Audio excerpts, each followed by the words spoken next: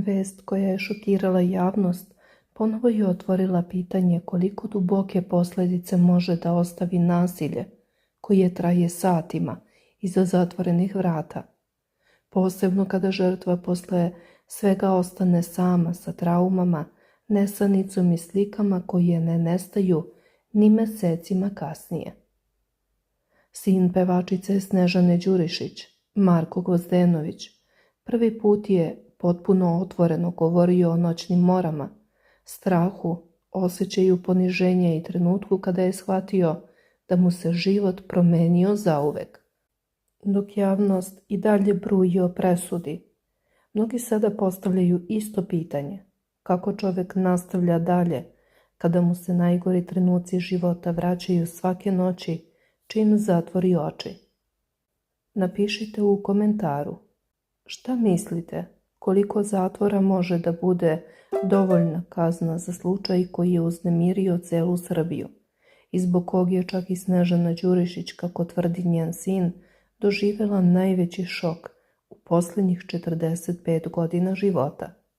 Obavezno lajkujte i podelite video kako bismo čuli što više mišljenja na ovu temu. Priča koja je potresla region dobila je novi nastavak kada je Marko Gvozdenović otvoreno priznao da i danas ima košmare i da mu posao predstavlja jedini način da ne misli na ono što mu se dogodilo 15. februara. Kako je rekao, radi kao pomoćni kuvar u restoranu na Dunavu i pokušava da ostane aktivan, ali tvrdi da mu noći predstavljaju najveći problem. Upravo tada, kako kaže, vraćaju mu se slike koje ne može da izbriše. Posebno je odjeknula njegova ispovest da ga deca teraju da pozitivno razmišlja, dok se on istovremeno povlači od ljudi i izmišlja razloge da ostane sam. Taj detalj mnogi vide kao jasan pokazatelj koliko posljedice jednog nasilja mogu da ostanu prisutne dugo nakon fizičkih povreda. Marko Gvozdenović je sin Snežane Đurišić. Kao što je poznato, prošao je kroz događaj koji je ostavio posljedice koje ne prestaju ni posle presude. Sve se dogodilo 15. februara u stanu na Vračaru, gde je prema priznanju Zorana Ivanovića pred Prvim osnovnim sudom u Beogradu Marko satima bio zadržan protiv svoje volje, maltretiran, tučen, ponižavan i psihički slomljen. U tom stanu, pored Zorana Ivanovića, nalazili su se Lazar Stević i maloletna devojka, dok se postupak protiv Stevića nastavlja, a protiv maloletnice vodi odvojeno. Ivanović je priznao krivicu i osuđen je na godinu dana kućnog zatvora uz zabranu prilaska Marku na manje od 300 metara i zabranu komunikacije u naredne 3 godine. Marko Gvozdenović nije ni znao da je doneta presuda. Kada je čuo da je Ivanović dobio godinu dana kućnog pritvora, ostao je zatečen i rekao da ga kazna više ni ne zanima, jer njemu ostaje trauma i ono što je zapamtio. Prema navodima iz postupka, Marko je namamljen u stan. Kada je pokušavao da ode, Ivanović mu je rekao: "Nema mrdanja, gde si krenuo?" Tada počinje višesatno maltretiranje. Oduzet mu je telefon, patike su mu isečene skalpelom, udaran je po glavi i telu, sprečen je da pobegne, a u jednom trenutku ga je Stević uhvatio oko vrata i vratio nazad. Posebno jeziv detalj jeste da su prema navodima tokom zlostavljanja puštane pesme njegove majke, Snežane Đurišić, što je dodatno pojačalo poniženje i psihički pritisak. Marko je govorio da su ga najviše slomile scene poniženja, a ne samo udarci. Rekao je da mu se jedna slika stalno vraća u snove i da ne može da je izbaci iz glave. Posle svega je uspeo da pobegne iz stana bez odeće i obuće upravo na ulicu. I taj trenutak pokazuje koliko je situacija bila ekstremna i koliko je očajnički želeo da se izvuče. Posle događaja više ne živi na Vračaru. Snežana Đurišić je insistirala da se skloni odatle, da ne bi dolazilo do novih susreta i skandala. Marko kaže da majku nikada nije video toliko potresenu za 45 godina. Sa njom se čuje, ima podršku dece, ali se često povlači i izmišlja razloge da deca ne dođu kod njega, jer želi da bude sam. Još jedan šokantan deo njegove ispovesti jeste da se posle svega susretao sa Ivanovićem jer su živeli u istom dvorištu.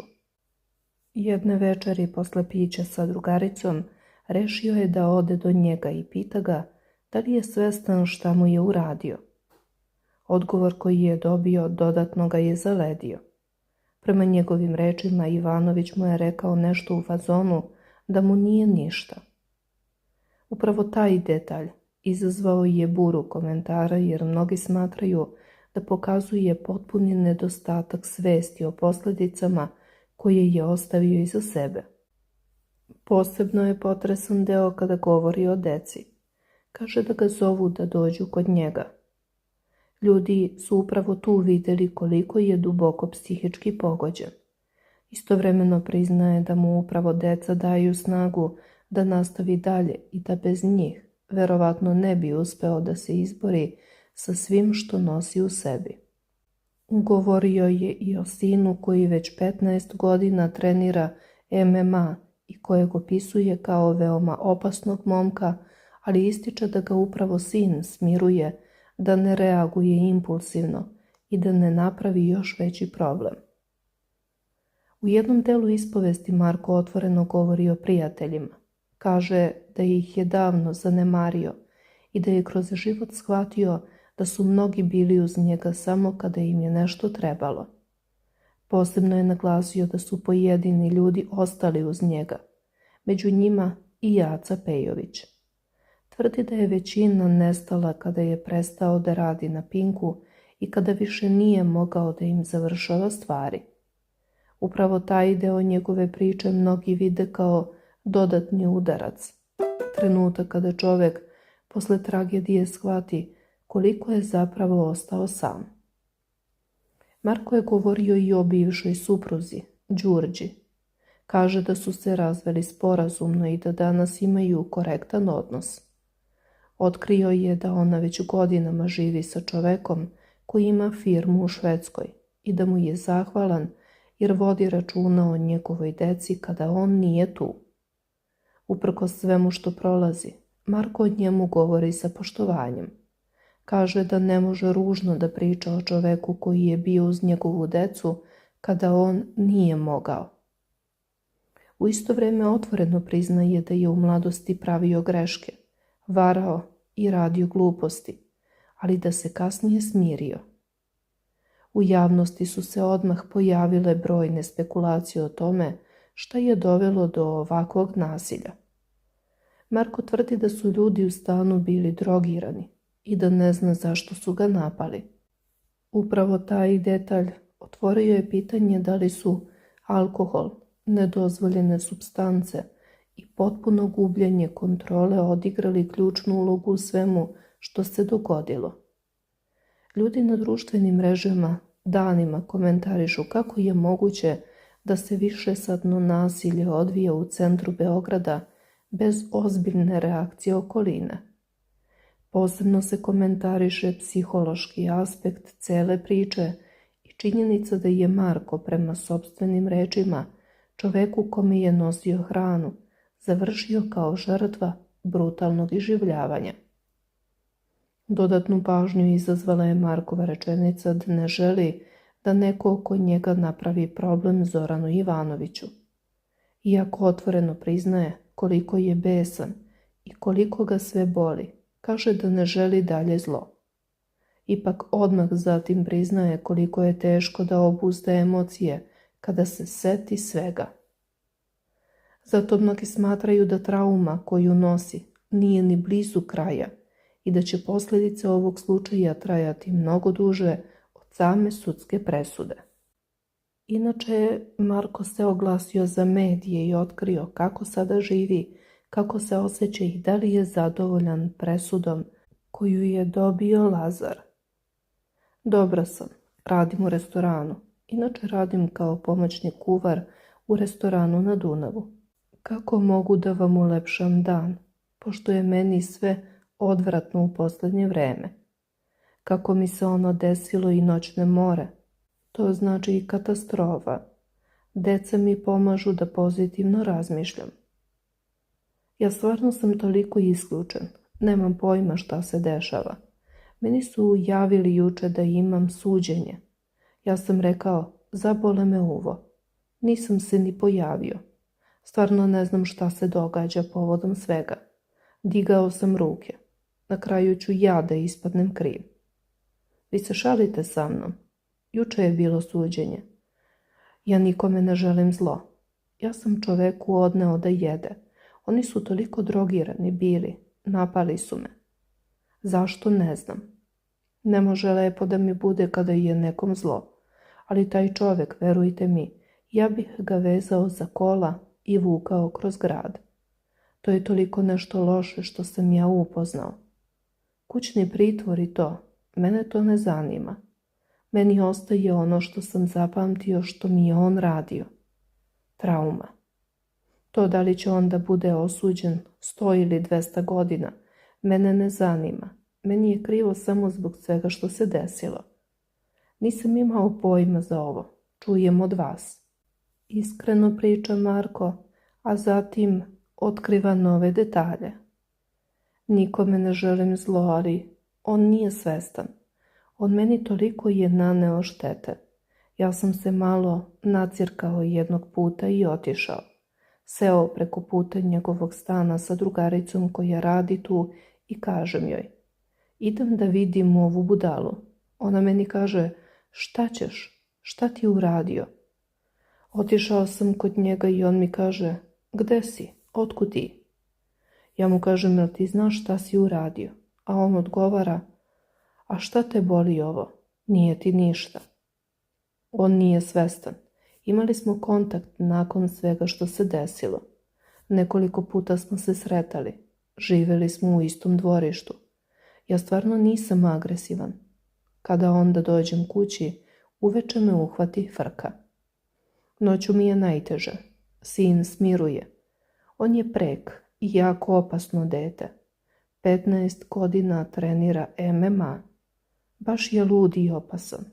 Priča Marko te priznaje da se preselio, a to je najpre bila želja njegove majke, kako se ne bi sretao sa ljudima koji su mu naneli štetu. Nisam više na Vračaru, otišao sam odatle.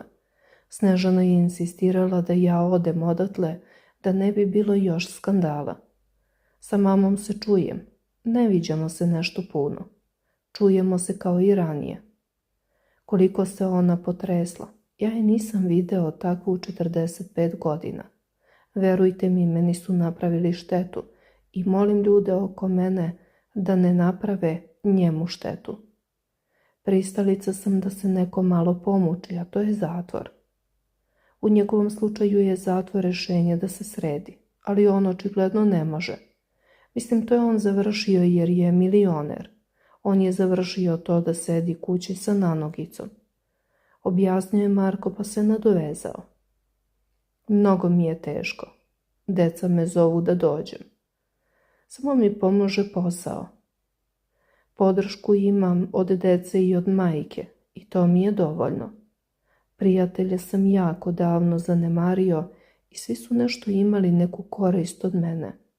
Niko nije bio pravi drugar, osim Mace Pejovića i pojedinih. Ima ih 2-3 od njih 100.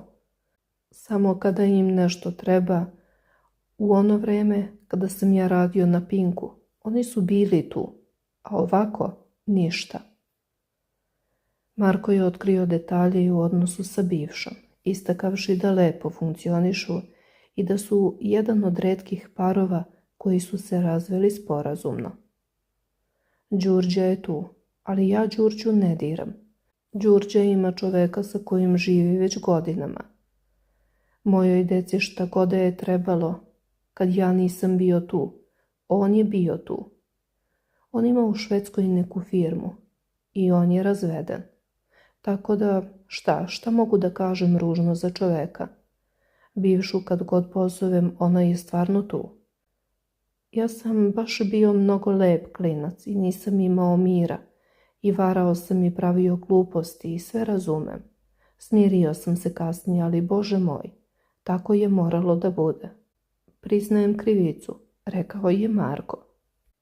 Posle priznanja u sudnici, 53-godišnji Zoran Ivanović, odlukom sudije Dušice Ristić, osuđen je na godinu dana kućnog zatvora, dok će se postupak protiv Lazara Stevića, 26 godina, nastaviti, a protiv maloletnice postupak se već vodi odvojeno. Sudija Ivanoviću izrekla je i meru zabrane približavanja Gvozdenoviću na manje od 300 metara i komunikacije sa njim u naredne 3 godine. Kobnog dana, kako je priznao sa Stevanićem i maloletnicom, zatvorio je mimo njegove volje Marka Gvozdenovića u njegov stan i satima ga držali zatočenog. Uzeo mu je mobilni telefon i razbio ga. Skalpelom mu isekao patike. U dogovoru sa maloletnicom namamili su ga u stan. Kada je Gvozdenović nameravao da krene, Ivanović mu se obratio rečima: "Nema mrdanja, gde si krenuo?" I tada je počeo horor u stanu. Vlasnik stana je počeo da pušta pesme njegove majke Snežane Đurišić, a svo troje su ga brutalno maltretirali. Otkriva sagovornik Kurira šta se dešavalo. Ivanović je, kako dodaje, u potpunosti priznao da su mu skalpelom isekli patike. Potom ga udarali tupim delom satare u glavu. Gvozdenović je pokušavao da pobegne, ali mu je prišao Stević, uhvatio ga oko vrata i vratio nazad. Tukli su ga i udarali po telu, rukama i glavi, zbog čega je sin poznate pevačice zadobio brojne povrede. Dok je pretučen i oboren ležao na zemlji, prišla mu je maloletnica i pljunula mu u usta, a zatim ugasila cigaretu na njegovom jeziku i šutnula ga u grudi, navodi. Osim što su ga brutalno pretukli, Marka Gvozdenovića su i na svirep način ponižavali. Ivanović je Gvozdenovića naterao da mu poliže stopala, a potom ga je tukao zamrznutim mesom po glavi, dok ga je Stević udarao staklenom flašom. Vlasnik stana potom mu je plastičnim vezicama vezao ruke i naterao ga da poliže sopstvenu krv sa poda. Nakon toga doneo je iz toaleta čašu urina i prisilio ga da popije mokraću koju mu je sipao u usta, dok mu je Stević držao vilicu. Marka Gvozdenovića i Ivanović je potom bičem udarao nekoliko puta, a onda naterao da skine odeću i istušira se. Piše u optužnici Prvog osnovnog tužilaštva u Beogradu, čije navode Ivanović priznao pred sudom. Kako se navodi, pošto se Gvozdenović istuširao, Stević i maloletnica otišli iz stana, Ivanović je nastavio da ga polno uznemirava. Doveo ga je nazad u sobu i rekao mu: sada ću ja da uživam, a možda ćeš i ti." Međutim, do tog čina nije došlo jer je Gvozdenović uspeo da, bez odeće i obuće, potpuno go pobegne iz stana na ulicu, navodi se. Inače je Marko Gvozdenović za medije ispričao da mu je Ivanović komšija i da je kobnog dana otišao kod njega ne sluteći kakav ga horor čeka. Još jedna stvar koja je izazvala veliku pažnju jeste Markova tvrdnja da mu je važnije da ljudi oko njega ne naprave problem čoveku koji ga je zlostavljao, nego sama presuda. Upravo zato javnost sada prati svaki novi detalj slučaja, pokušavajući da razume kako će se završiti jedna od najpotresnijih ispovesti koje su posljednjih mjeseci dospele u javnost. Brojni komentari fokusirani su na činjenicu da je Marko uprkos svemu pokušavao da nastavi normalan život. Slučaj Marka Gvozdenovića zbog brutalnih detalja i emotivne ispovesti nastavlja da izaziva ogromnu pažnju javnosti, a pitanje koje se sada najčešće postavlja jeste da li će vreme uspeti da ublaži traume koje opisuje ili će slika iz stana na Vračaru zauvek ostati deo njegovog života.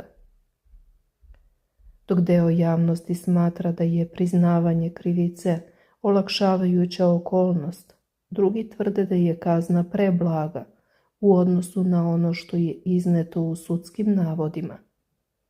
Posebno zbog činjenice da Marko danas otvoreno govori da se budi sa košmarima, da izbegava ljude, da želi samoću i da pokušava da preživi dan po dan.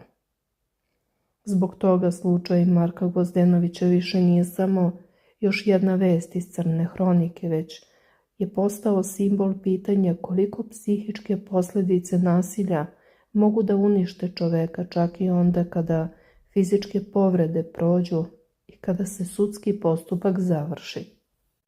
Da li je moguće da čovjek nastavi normalno da živi posle scena koje mu se svake noći vraćaju u glavu? Da li trauma ikada stvarno prođe ili čovjek samo nauči da živi sa njom? Mnogi danas raspravljaju o 1 godini kućnog zatvora, ali mnogo veće pitanje je šta ostaje u glavi žrtve kada se ugase kamere, kada se završe naslovi i kada ostane sam sa svojim mislima. Posebno je potresno što Marko otvoreno priznaje da mu posao pomaže da ne poludi, da se povlači od ljudi i da mu se pojedine slike stalno vraćaju u snove. Zato ovaj slučaj nije ostao samo priča o sudu i presudi, već priča o posljedicama koje možda nikada neće nestati. Napišite u komentarima šta vi mislite. Da li je kazna dovoljna za ono što je Marko Gvozdenović preživeo i da li čovjek posle ovakvog poniženja i trauma može ikada potpuno da se oporavi? Da li vas je više šokirala presuda ili detalji koje je Marko izneo o noćnim morama, strahu i životu posle svega?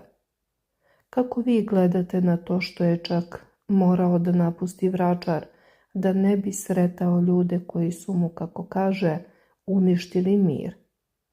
Pišite iskreno i delite video, jer je ovo tema koja je otvorila mnogo ozbiljnija pitanja od jedne sudske odluke.